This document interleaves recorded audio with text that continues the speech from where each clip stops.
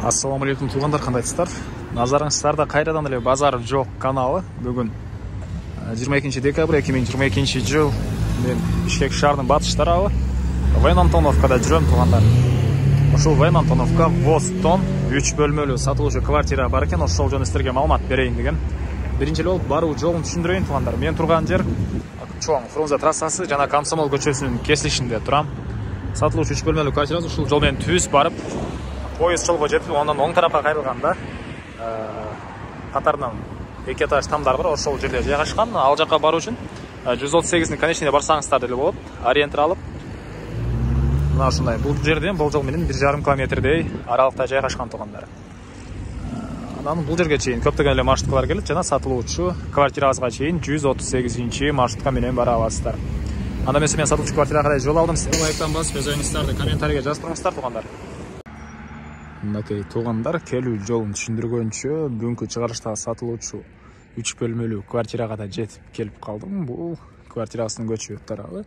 Сиздер 138 маршрутка же өзүңүздөр машинаңыздар менен келсеңиздер, оң тарапты карап келсеңиздер, бул жерде мондай бир дүкөндү көрө аласыздар. Ар жакка өтүп кетсеңиздер, 138-nin маршруткасынын конечный мынакей бул жерде. Ал жакка өтпөйсө, ушул дүкөндүн артындагы могу 2 кабаттуу үйдө 3 бөлмөлүү квартирабыз жайгашкан. Мынакей негизги кирүүчү эшик бул жерде жайгашкан тугандар. Могу двор деле силерге караштуу болуп калат. Мынакей бул жактагы кошуналар алды тарабын навес кылып, өздөрү монтип жасап алышкан.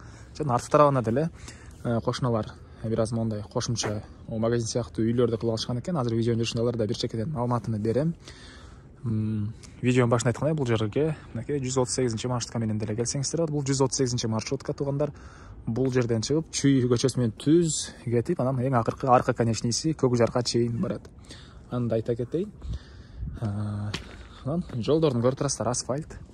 Жолдордун көрүп турасыздар, асфальт. Жана ошондой эле бул жагы поля. Кошуналардын кээ бирлери үйдүн арты тарабында да двор бар. Ошол жакта кичине мал сарай кылып, кичине мал менен алектенгендери деле бар экен тугандар. Полялар деле жакын. Мондай айларда келен малыңыз болсо жайсаңыз деле болот. Анан шаарга барчу болсоңуз, маршрутка деле жаныңыздарда. Жолдор деле жакшы, бат эле шаардын бурч-бурчуна барып калсаңыздар болот. Андан ары эми үйдүн ички тарабына кирип калган маалыматтарды берейин туугандары. Мынакей бул негизи кирүүчү эшиги. Мынакей андан ары кирсек, бул жакта прихожка. Суу, свет бар туугандар. Так. Андан ары мынакей бул жакка кирсек, прихожка туугандар. Түз өтсөк мондай коридор жана оң тарапта экинчи этажга чыгып кеткен тепкичтер. Биринчи этажда кухня, үйдүн ичкирана жаткана жана бир чоң зал. Экинчи этажда душ, ванна, дагы 2 бөлмө бар. Азыр видеонун жүрүшүндө көрөсүздөр.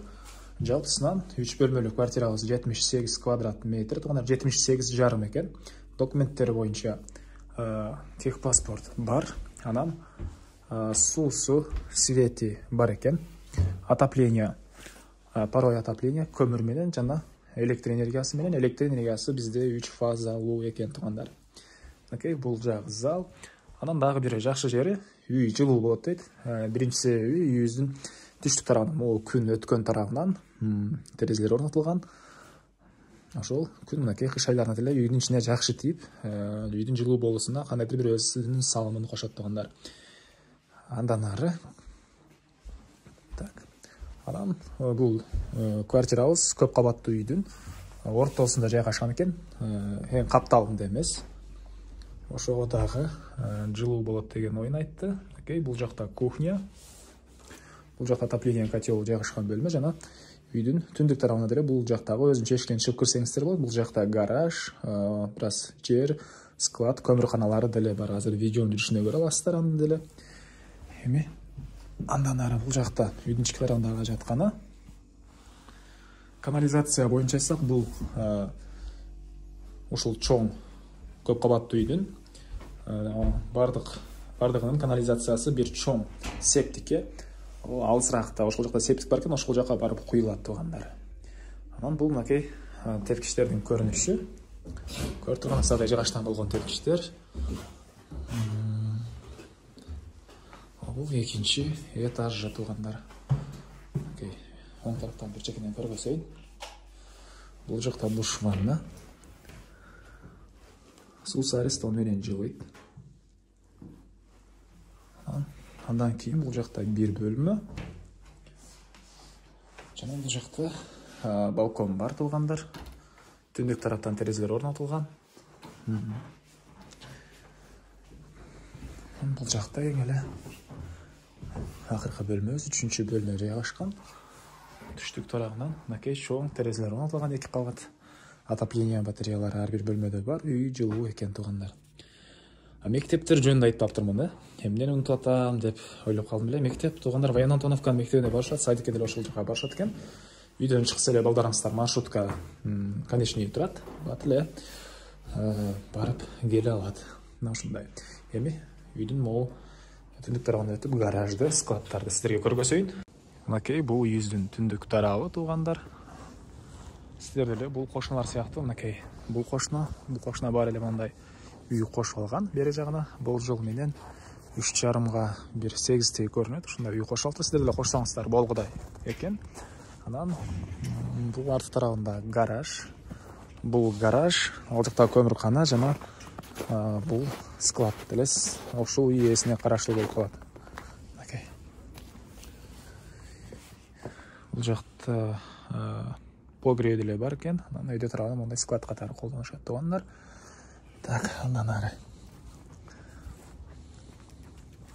Анан бул гараждагы ушул 3 бөлмөлүү квартира ээсине караштуу. Машина деле кенен бул жакта койсоңуздар болот. Мынакей.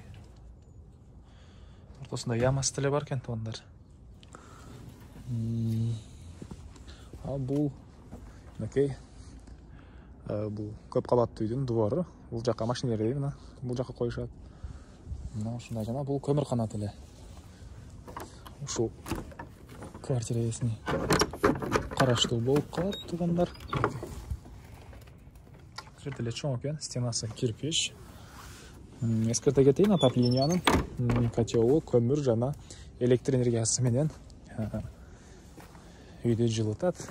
Анан бул арты тарабындагы бул огород деле ушул ээсине караштуу туугандар. Бул жакта кошуналар мынакей бир аз кой эчки карманга сарай деле кылгышкан экен бул жагына. Биздин бул квартира ээси мынакей бош эле эч нерсе кылбаган. Ушундай бош жер бойдон турат. Теле кыйналып кеттимби, сүйлөп атып. Так. Мына ушундай туугандар эми. Мынакей койлор турат. Эмне маалымат калды туугандар? Айтылбаган бир эле баасы калды окшойт. Бул 3 бөлмөлүү квартирабыздын $27,000 деп атышат. Сүйлөшүү болот. Ээсинин номерин экранга элестетел деп калтырам. Звонок кылып сүйлөшүп көрүңүздөр. Сүйлөшүү болот туугандар. Анан базар жок каналынын номери деп да жазылып турат экранда. Ага эгер сиздер үй реклама кылчу болсоңуздар, кайрылсаңыздар болот. Ал номерге үй боюнча маалымат сурагыңыздар келсе, ээси тел деген номерге чала бересиздер.